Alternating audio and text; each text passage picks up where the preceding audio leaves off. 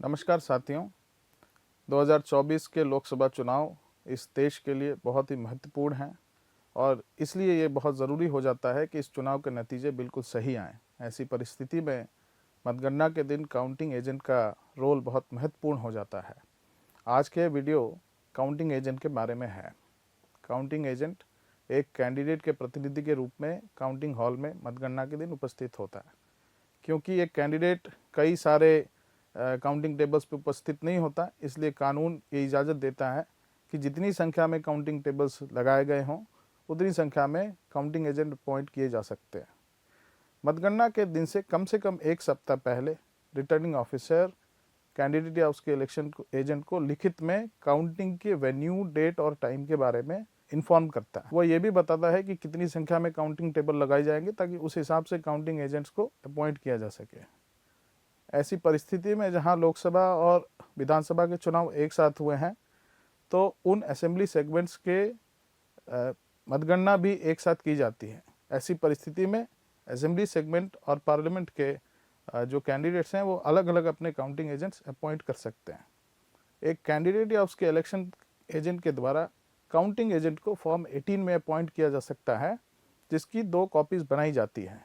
एक copy returning officer को दे दी जाती है और दूसरी कॉपी काउंटिंग एजेंट को दे दी जाती है। किन्हीं परिस्थितियों में अगर काउंटिंग एजेंट को बदलने की ज़रूरत है तो उनका रेवोकेशन फॉर्म 19 के द्वारा किया जाता है। कैंडिडेट्स को ये सलाह दी जाती है कि काउंटिंग एजेंट की लिस्ट उनकी फ़ोटो के साथ रिटर्निंग ऑफिसर को काउंटिंग डे से 3 दिन पहले शाम को 5 बजे तक रिटर्निंग ऑफिसर को अवश्य जमा कराएं। Returning officer in counting agents के लिए आइडेंटिटी कार्ड बनाने की व्यवस्था करते हैं। ऐसे काउंटिंग एजेंट के लिए किसी क्वालिफिकेशन की ज़रूरत नहीं है। कोई भी व्यक्ति जो 18 साल से ऊपर का है उसे काउंटिंग एजेंट अपॉइंट किया जा सकता है। लेकिन हम ये उम्मीद करते हैं कि जिस भी व्यक्ति को काउंटिंग एजेंट अपॉइंट किया जाएगा उसे चुनावी प्रक्रिया, ईवीएम, वीवीपैट की बेसिक जानकारी होनी चाहिए। ऐसे लोग जिन्हें किसी तरह की सुरक्षा प्राप्त है, जो मंत्री हैं, जो सरकारी कर्मचारी हैं, किसी पीएसयू में कार्यरत हैं या सरकार से किसी तरह का फाइनेंशियल एड ले रहे हैं, ऐसे लोग काउंटिंग एजेंट अपॉइंट नहीं किए जा सकते हैं। काउंटिंग के दिन नियत समय से 1 घंटा पहले काउंटिंग एजेंट्स को काउंटिंग वेन्यू पर पहुंच जाना चाहिए। उन्हें अपने साथ कुछ सादे कागज़, पेंसिल, पेन, एक गवर्नमेंट आईडी कार्ड और फॉर्म 17C जो कैंडिडेट्स ने उन्हें मुहैया कराए हैं उसकी एक कॉपी और अपना अपॉइंटमेंट लेटर फॉर 18 में लेकर जाना चाहिए। मतगणना वाले दिन काउंटिंग हॉल में सरकारी कर्मचारियों के अलावा कैंडिडेट, उनके इलेक्शन एजेंट और काउंटिंग एजेंट्स काउंटिंग हॉल के अंदर अपना आइडेंटिटी कार्ड दिखाकर अंदर प्रवेश कर सकते हैं।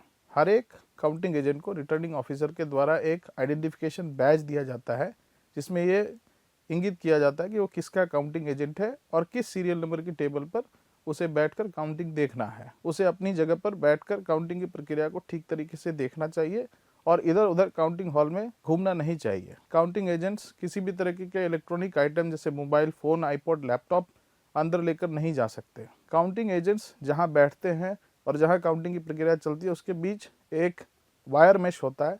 उन्हें इस वायर मेश का सम्मान करना चाहिए और कभी भी जंप करने की कोशिश नहीं करनी चाहिए। मतगणना के दिन काउंटिंग एजेंट्स के 2 महत्वपूर्ण कार्य हैं। पहला, कंट्रोल यूनिट का नंबर जो फॉर्म 17C में चुनाव के दिन इंगित किया जाता है, वही कंट्रोल यूनिट का नंबर काउंटिंग के दौरान ईवीएम पर उपस्थित होना चाहिए और उसमें जो टोटल नंबर ऑफ वोट्स अंकित हैं ठीक तरीके से काउंटिंग सुपरवाइजर के द्वारा नोट की जाए, इस बात का ख्याल उसे रखना चाहिए। लोगों के द्वारा वोट 2 तरीके से दिया जाता है। एक जो आमतौर पर इलेक्ट्रॉनिक वोटिंग मशीन्स के द्वारा पोलिंग बूथ पर दिया जाता है और दूसरा पोस्टल बैलेट जो एक फिजिकल पोस्टल बैलेट के द्वारा और एक इलेक्ट्रॉनिक पोस्टल बैलेट के द्वारा दिया जाता है। तो हम पहले इलेक्ट्रॉनिक वोटिंग मशीन के द्वारा दिए गए वोट्स के काउंटिंग की प्रक्रिया पर प्रकाश डालते हैं। काउंटिंग के वक्त केवल ईवीएम का कंट्रोल यूनिट और फॉर्म 70C को काउंटिंग टेबल पर लाया जाता है। सबसे पहले कंट्रोल यूनिट को खोला जाता है और उसके सील्स को देखा जाता है। उसके बाद यह संतुष्टि होने के बाद कि कंट्रोल यूनिट का नंबर वही है जो फॉर्म 17C में लिखा हुआ है और उसके साथ किसी तरह की छेड़छाड़ नहीं हुई है, उसके वोट्स को रिकॉर्ड करने की प्रक्रिया शुरू की जाती है। सबसे पहले काउंटिंग सुपरवाइजर कंट्रोल यूनिट में ऑन का बटन दबाएंगे और रिजल्ट बटन के ऊपर ग्रीन पेपर सील को दबाएंगे। ऐसा करते ही कंट्रोल यूनिट के डिस्प्ले पर रिजल्ट आना शुरू हो जाता है। Total number of votes, total number of candidates के बाद कैंडिडेट और उसके कितने वोट मिले यह एक एक करके डिस्प्ले होना शुरू करता है।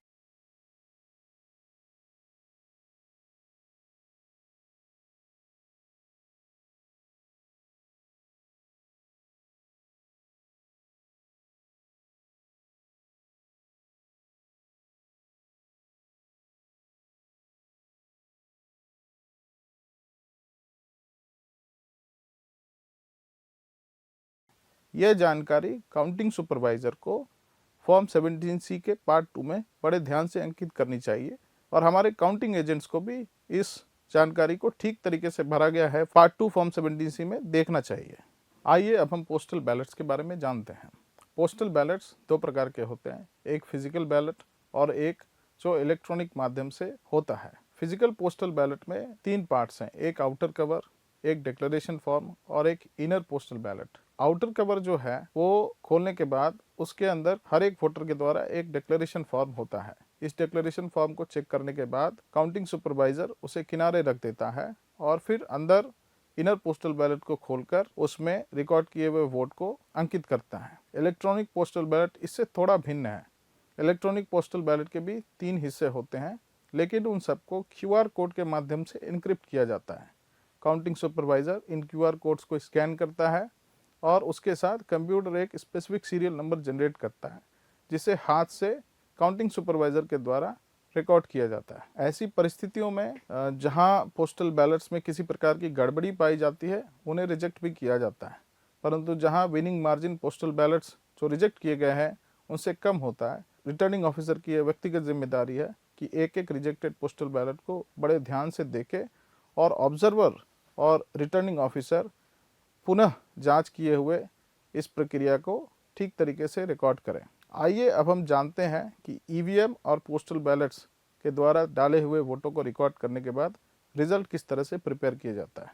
ओरिजिनल कॉपी जो पार्ट 2 फॉर्म 17C का होता है उसे रिटर्निंग ऑफिसर को दे दिया जाता है और उसकी एक कार्बन कॉपी सारे काउंटिंग एजेंट्स को दी जाती है। देने से पहले काउंटिंग एजेंट्स के भी सिग्नेचर कराए जाते हैं। इस बात का ध्यान रखने के लिए कि काउंटिंग की प्रक्रिया और रिजल्ट की प्रक्रिया ठीक तरीके से चल रही है, ऑब्जर्वर्स हर एक राउंड में किसी भी 2 कंट्रोल यूनिट्स को एडिशनल काउंटिंग स्टाफ की मदद से जांच कर सकते हैं और अपने आप को संतुष्ट कर सकते हैं वोट के रिकॉर्डिंग की प्रक्रिया ठीक से चल रही है। अलग अलग पोलिंग बूथ्स के द्वारा पार्ट 2 जो फॉर्म 17C के दिए जाते हैं उसे रिटर्निंग ऑफिसर एक जगह कंपाइल करते हैं और उसे एक कंप्यूटर बेस्ड एक्सेल शीट में एंटर किया जाता है। ऑब्जर्वर और रिटर्नर ऑफिसर को इस बात को सुनिश्चित करना होता है कि डेटा एंट्री का काम बहुत ही साफ तरीके से बिना किसी गलती के किया जा रहा है और जब दोनों व्यक्ति आश्वस्त हो जाते हैं कि जो डेटा हर एक काउंटिंग टेबल से पार्ट 2 में 17C के आया है ठीक तरीके से कंप्यूटर में फीड कर दिया गया है, तो round wise polling booth wise results को डिक्लेयर किया जाता है। यह डिक्लेरेशन आमतौर पे एक बड़े से डिस्प्ले बोर्ड पे लिखा जाता है और माइक के द्वारा समय समय पर अनाउंस भी किया जाता रहता है। फाइनल रिजल्ट कंपाइल करते वक्त राउंड वाइज रिजल्ट को कंपाइल किया जाता है और सारे असेंबली सेगमेंट के रिजल्ट्स को एक साथ कंपाइल करने के बाद जो सबसे ज़्यादा वोट पाने वाले व्यक्ति हैं उन्हें विजयी घोषित किया जाता है। ये फाइनल रिजल्ट शीट फॉर्म 20 में प्रिपेयर किया जाता है और ये सुनिश्चित किया जाता है कि फॉर्म 17C पार्ट 2 में दिए गए आंकड़ों के हिसाब से ही फॉर्म 20 में रिजल्ट डिक्लेयर किया गया हो। अगर कहीं टेंडर वोट पड़े हैं तो उसे भी फॉर्म 20 में एप्रोप्रिएट कॉलम में मेंशन किया जाता है। काउंटिंग के बाद काउंट किए हुए EVM और VVPATs को सील करने की प्रक्रिया आरंभ होती है। रिटर्निंग ऑफिसर EVM मशीन और VVPATs को इलेक्शन कमीशन के द्वारा दिए गए गाइडलाइंस के हिसाब से सील करने के बाद स्ट्रॉन्ग रूम में स्टोर करने के लिए भेज देते हैं। जैसे ही किसी कैंडिडेट को विजयी घोषित किया जाता है, रिटर्निंग ऑफिसर के द्वारा उसे फॉर्म 22 में एक सर्टिफिकेट ऑफ इलेक्शन दिया जाता है। आइए अब हम कुछ विशेष परिस्थितियों के बारे में बात करते हैं। कभी कभी ऐसा होता है जहां कैंडिडेट को ये लगता है कि किसी कारण से EVM में जो डिस्प्ले हुआ है वोट्स की संख्या वो ठीक नहीं है। ऐसी परिस्थिति में वह VVPAT के पर्चियों के गिनती की मांग कर सकता है। ऐसी परिस्थिति में एक राउंड में रिजल्ट डिक्लेयर होने के बाद कैंडिडेट या उसके काउंटिंग एजेंट लिखित में रिटर्निंग ऑफिसर को VVPAT पेपर स्लिप्स काउंट करने के लिए पार्टिकुलर पोलिंग स्टेशंस के आवेदन दे सकते हैं।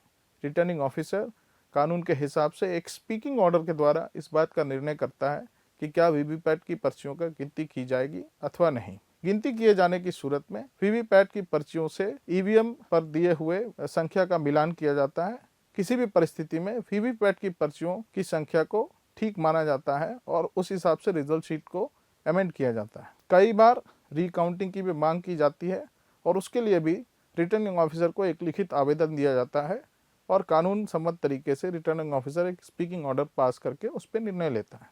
इस बात को सुनिश्चित करने के लिए कि प्रक्रिया ठीक रही है और उसकी जो गिनती की गई है वो भी ठीक है, प्रत्येक असेंबली सेगमेंट में एक पार्लियामेंट्री कंस्टिट्यूएंसी के अंदर 5 रैंडम पोलिंग बूथ्स के वीवीपैट पर्चियों की गिनती की जाती है। यह प्रक्रिया कंट्रोल यूनिट से वोट की गिनती हो जाने के समाप्ति के बाद की जाती है। इस प्रक्रिया के अंदर एक विशेष वीवीपैट काउंटिंग बूथ बनाया जाता है जिसे वीसीबी कहते हैं और वहां पर हर एक असेंबली सेगमेंट से 5 पोलिंग बूथ से वीवीपैट को ले जाकर काउंट किया जाता है। ऐसी परिस्थिति में जहां वीवीपैट के काउंट के द्वारा दिए गए आंकड़े और कंट्रोल यूनिट के द्वारा डिस्प्ले किए गए आंकड़ों में कोई मिसमैच है, वहां पर वीवीपैट के संख्या को सही माना जाता है और उसके हिसाब से रिजल्ट शीट को ठीक किया जाता है। यह पूरी प्रक्रिया वीडियोग्राफी के द्वारा रिकॉर्ड की जाती है। अब कुछ महत्वपूर्ण बातें।